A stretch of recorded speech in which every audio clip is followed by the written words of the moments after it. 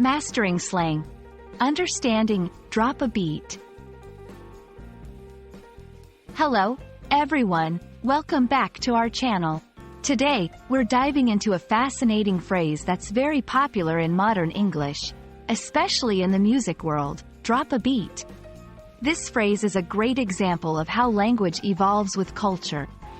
So, let's explore what it means, how it's used, and why it's become such a staple in everyday English conversations. The phrase, drop a beat, originates from the world of music, specifically within the genres of hip-hop and electronic dance music. When someone says they're going to drop a beat, they mean they are going to start a rhythmic backing track or begin playing a percussion pattern. This beat forms the foundation for a song or a musical performance, often serving as a cue for singers or rappers to start their performance. While drop a beat is rooted in music, its usage has expanded into everyday language. It's often used metaphorically to signify the start of an action or to introduce something important. For example, in a meeting, someone might say, "Let's drop a beat on this project," indicating it's time to get started or move things along.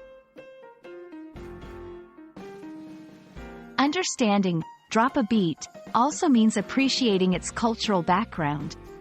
This phrase is a symbol of creativity and spontaneity in music, particularly in genres that value improvisation and rhythmic dynamism.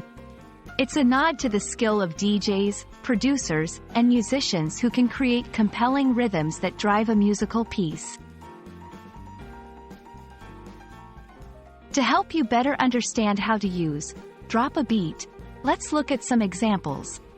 The DJ dropped a beat, and everyone started to dance. Whenever I feel inspired, I just drop a beat and start freestyling. In a more figurative sense, the team dropped a beat on the new project, and ideas started flowing. And that's a wrap on drop a beat.